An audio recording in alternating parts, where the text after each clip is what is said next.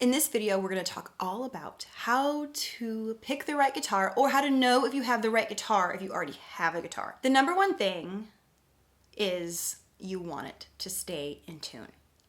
There's a lot of guitars out there that don't stay in tune. They're marketed as guitars, a lot of toy guitars, for example. This is a guitar, but it doesn't stay in tune, so what's the point? Especially if you really want your child to play. Most likely, though, if you're not a child, you're playing an adult-sized guitar. Those can still be cheaply made too and go out of tune super easy.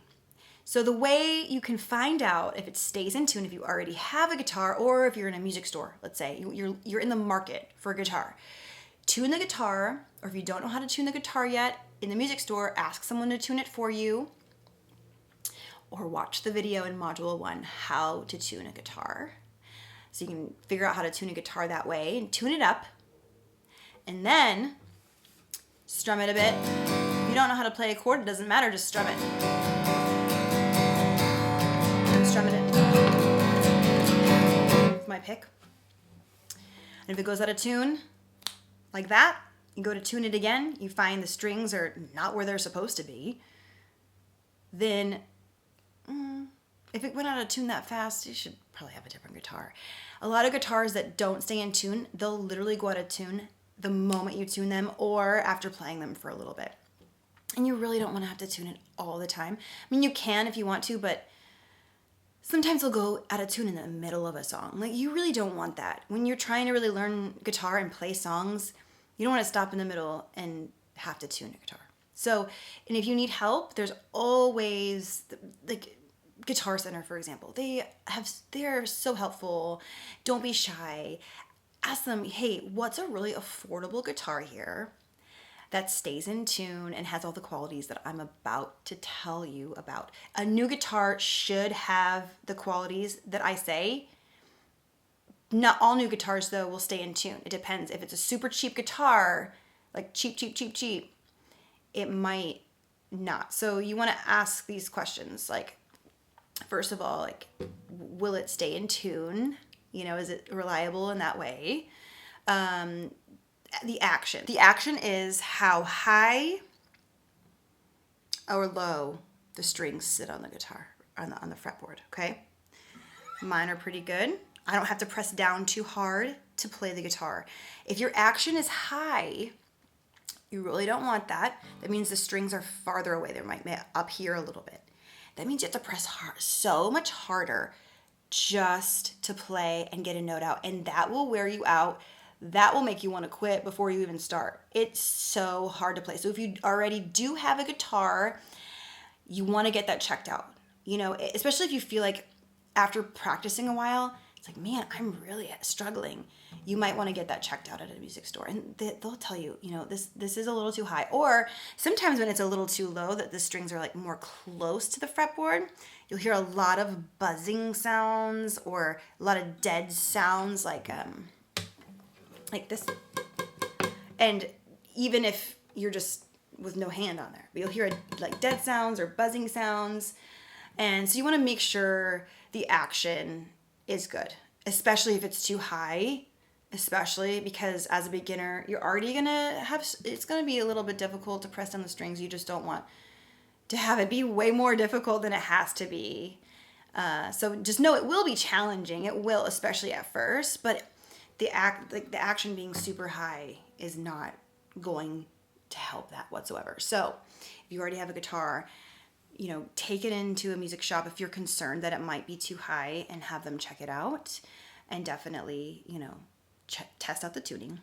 If you do have heavier strings on the guitar, it's going to make it a little harder to play. What I mean by that is the actual strings themselves come in like heavier, like thicker, I guess, better word, thicker, more robust sound, but harder to press. Hurts the fingers a little bit more. They also come with super extra light, which are skinnier strings, but they kind of have more of a tinny sound.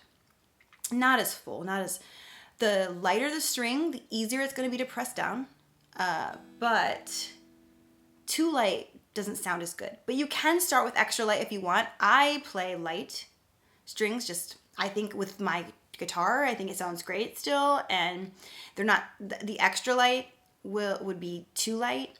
Medium might be better, but for a beginner, I would say light. Light gauge strings are gonna be the best to start with. So if you don't know what strings you have on your guitar yet, it's fine. You know, you just play with the strings you got.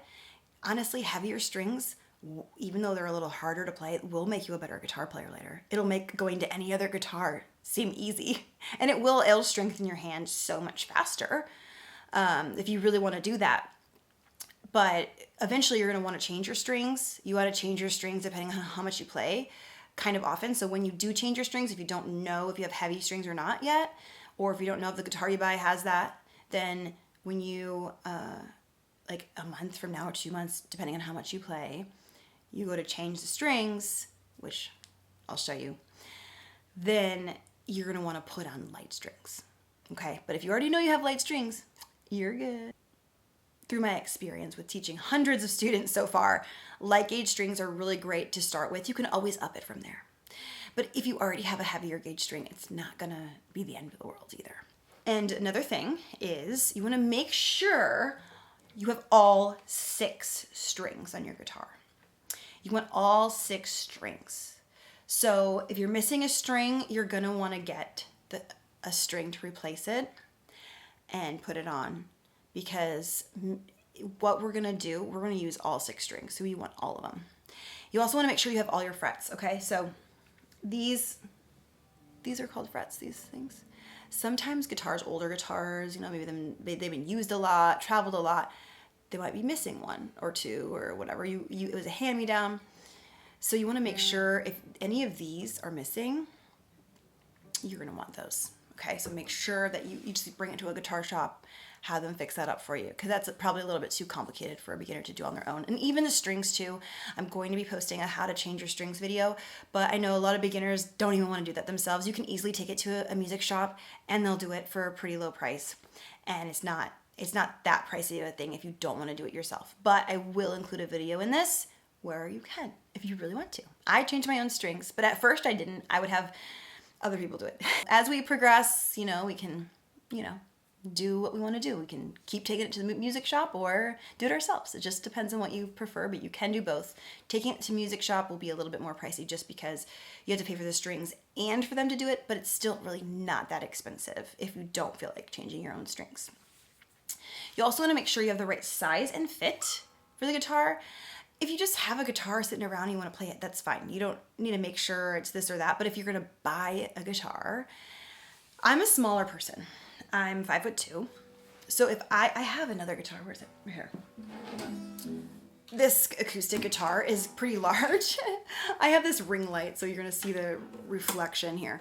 This is a pretty large, thicker guitar. Okay, this is a little big for me, especially when I'm playing shows and stuff. I can still use it. It's just kind of uncomfortable. It hurts. I have to stretch my arm farther. And you know, if you're not like 5'2" like me, then you're gonna be fine with a guitar like this, or probably any guitar. If you're taller and you have longer arms and stuff, it's not gonna really matter as much what guitar, because you're gonna be able to reach around whatever guitar. You might feel more comfortable though with a larger guitar. It just depends. But for smaller people like me, you know, reaching around this, it really wears on my arm, and after a while, you know, it's just, I don't love playing this guitar, okay? I still will play it, I don't love it. This one, that was my guitar before I realized, man, I need a smaller one. So this one's thinner, a little bit thinner, and it's just the body is smaller and all that. And I like this right here, where you can go all the way up the fretboard if you want to. So that's kind of a nice thing to have if you want. So it's a cutaway. So there's also different, these are full-size guitars, even though like they're thicker or this or that, you know, they're still both full-size guitars. They just have a different feel. So that's why kind of if you're gonna go buy a guitar in the music store, it is nice to go there. And literally what I did is I played every single acoustic. And this is before I really played guitar well. Like I probably played the same chord on everyone. Like, what does it sound like? What does it feel like? You know, I bought this guitar, 2003. So 20 years ago, I bought this guitar. This is my second guitar. Actually, this is my third guitar. I don't remember. But this one was my first, the first guitar I ever bought myself. And then I think a year, 2 years later or something, I bought this one. I've had this one for 20 years. And I knew after having the bigger one, I wanted one that fit better and felt better. And so I spent time in that store. And it was so great. I had the acoustic rooms there. If you want an acoustic guitar anyway, you could sit it in there by yourself if there's no one else there and just have it be private so you don't feel weird. You know, it was perfect for me. So I felt weird at the time. I felt like I didn't know anything. So if you feel like you don't know anything, it's fine. And everyone has started somewhere. Even if you run into an amazing guitar player, they started exactly where you are. So you don't have to feel weird because you're just at the beginning of the journey that they're already on. Also, if you're gonna play an electric guitar, if you have an electric guitar and that's what you prefer to learn on, I would recommend having an amp because electric guitars can sound very quiet and thin without an amp because that's what they're made for. They're made for being amplified. So if you have an amp, it doesn't matter how great it is. As long as you can hear the guitar, you can turn it up, hear the guitar, distort it when you want, whatever. It's pretty cool. If you don't have one, it's not necessary, but when you go to sing and play, if you are wanting to sing and play, playing the electric without an amp, it's just gonna be harder to hear how you're playing along with your voice. So I just recommend getting an amp, even if it's a cheap one at first. So, okay. If your guitar doesn't have all these qualities though, learning won't be impossible, but it may make it more challenging. So if you're in the market for a guitar, look at used ones first if you want. You can try them out just like how I said, because you usually can get a great deal on a nice guitar if it's used, or if you're looking to buy a new one, just know that some guitars are so cheaply made that they're almost guaranteed to have some sort of issues. So you just want to look at reviews, maybe, talk to the person that plays guitar at the store. The guitar you have could greatly impact your motivation to play and your how frustrated you get when you play. So make sure at the very least that you have the right action and the strings are in tune. I think that's the most important things. And then you're good to go. And you won't have all the added frustration that comes with the wrong guitar. I don't think I've seen very many bad guitars in my day, but I've taught hundreds of students, and there occasionally was times where they came in with a guitar that I felt so bad. They were excited to play it, and I'm like, you can, but it's not gonna be as fun.